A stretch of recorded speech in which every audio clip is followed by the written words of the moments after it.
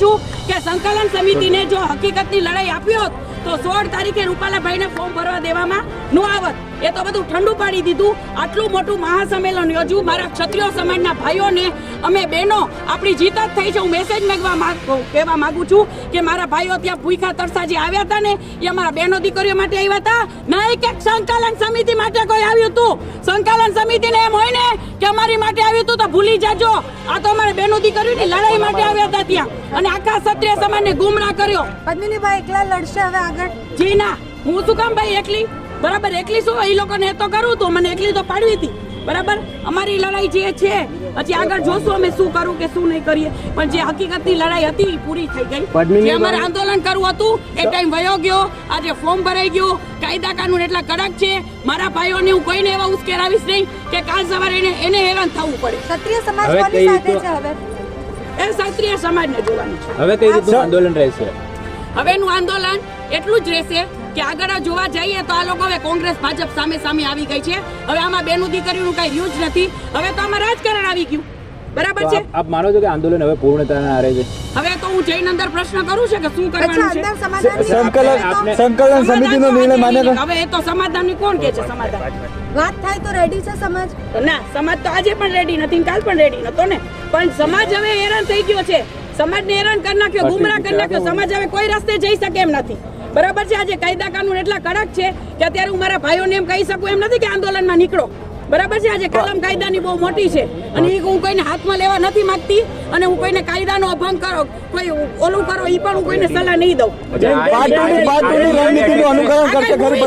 આ મૂવી છે પાર્ટ 1 ને પાર્ટ 2. આ મૂવી છે. બરાબર, આ સમાજને ગુમરાહ કરી નાખ્યો આ લોકો. આ મૂવી થોડી છે. તો પાર્ટ 2 ને પાર્ટ 1 કરતા હતા. ક્યાં ગયો પાર્ટ 2 તમારો? અને ઓલા તૃપ્તિબા ક્ષત્રિય ઇતિહાસ રચશે. 350 ફોર્મ ભર્યા ફોર્મ કોઈ શું થયું? કાંઈ ન થયું. બરાબર, અમે રાજકોટના હતા. મેન તો અમને કોઈ સંકલન સમિતિ વાળા એક ફોન પણ નથી કર્યો કે તમે આમ કે તેમ ફલાણું કે ઠીકણું. આજે પદ્મિનીબાને ઇન્વિટેશન આપવામાં આવ્યું છે?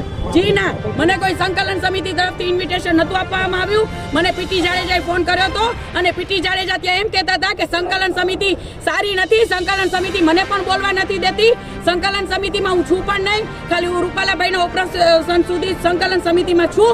તો ત્યાં પીટી માં અહીંયા શું કરે છે? ભગવાનને ખબર, કુદરતને ખબર, પણ આંદોલન તો અમારું તોડ્યું જ છે. એ બધાને દેખાય જ છે. ટાઈમ જ નીકાળ્યો. ટાઈમ ઉપર ટાઈમ. આંદોલનમાં મતલબ અત્યારે બેઠકોનો સમય છે. આપને લાગે છે કે બેઠકો કરવી જોઈએ કે પછી એક્શનમાં આવવું જોઈએ? એક્શન જ લેવી જોઈએ ને. એક્શન લેવાનો ટાઈમ નીકળી ગયો. આંદોલન 24 કલાક 48 કલાકનું હોવો જોઈએ. જેને રિઝલ્ટ લેવું જોઈએ એ 24 કલાક 48 કલાકનું આંદોલન હોય, નહીં કે આટલો ટાઈમ નીકાળવાનો. 16 તારીખે ફોર્મ જ શું કામ ભરવા દીધું? કોની ભૂલ આંદોલન નબળું પડ્યું? સંકલન સમિતિ સામેથી જોહરની તૈયારી દર્શાવી જોહર નતા કરી શકે એના કારણે નબળું પડ્યું લાગે છે? ના, જોહર તો મેનો કરવાના જ હતા ને. અટકાયત.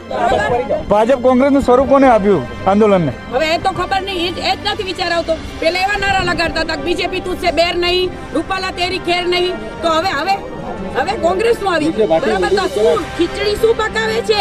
અચ્છા, પદ્મિનીબા આજે કોઈ મોટો ધડાકો કરવાના હતા, પોતાની રણનીતિ આપવાના હતા, કાલે વાત થઈ હતી. પછી હું કહી શકું